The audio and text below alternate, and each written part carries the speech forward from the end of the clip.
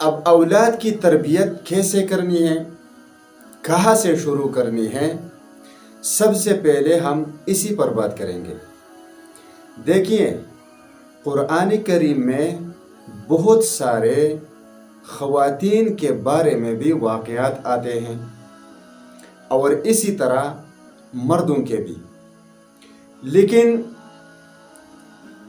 اس میں ایک واقعہ سورۃ لقمان میں ہے کہ حضرت لقمان علیہ السلام نے اپنے بیٹے کی تربیت کیسے کی اور کہاں سے شروع کی۔ یہ ہمارے دور سے ہزاروں سال پہلے گزرے ہیں، یعنی قرآن پاک کے نزول سے کئی صدیوں پہلے گزر چکا ہے، لیکن اللہ تبارک و تعالیٰ کو اس کی وہ تربیت اتنی پسند آئی کہ اس نے قرآن کا حصہ بنا دیا۔ اس نے جو شروع کی ہے، سب سے پہلی نمبر پر اس نے اپنے بچے کو توحید سمجھائی ہے اور فرمایا ہے وَإِذْ قَالَ لُقْمَانُ لِابْنِهِ وَهُوَ يَعِظُهُ يَا بُنَيَّ لَا تُشْرِكْ بِاللَّهِ إِنَّ الشِّرْكَ لَظُلْمٌ عَظِيمٌ۔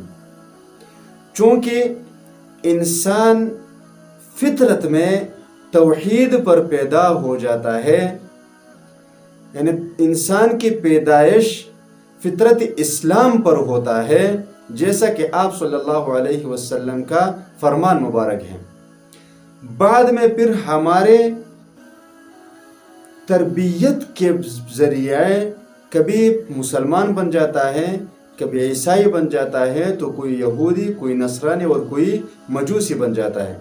ٹھیک ایسے ہی اپنے والدین کی تربیت کے بنا پر وہ بچہ جس طرف آپ لے جانا چاہتے ہیں لے جا سکتے ہیں۔ تو توحید سب سے پہلے نمبر پر اپنے بچوں کو توحید کی تعلیم دے دینی چاہیے، اور یہ ضروری ہے۔ کیونکہ توحید اساس ہے، یعنی بنیاد ہے، اور اگر بنیاد کمزور ہے تو اوپر جتنے بھی عمارت آپ بناتے جائیں گے وہ کمزور بنے گا، اور اساس یعنی بنیاد جتنا مضبوط اور پختہ ہوگا تو جتنے عمارتیں اوپر آپ بناتے جائیں گے مضبوط بنتے جائیں گے۔ تو ٹھیک اسی طرح یہ بچے ہیں کہ اگر وہ توحید میں مضبوط ہے اور اس کے رگوں میں، خون میں وہ شرک کا شائبہ تک بھی نہیں ہے، تو وہ جتنا بڑا ہوگا ان کے تمام اعمال مضبوط ہوں گے اور ان کے عقائد مضبوط ہوں گے۔ تو سب سے پہلا سبق ہمارا آج یہ ہوا کہ بچے کی تربیت توحید سے شروع کرنی چاہیے، کہ توحید اس کی سمجھ میں آئے۔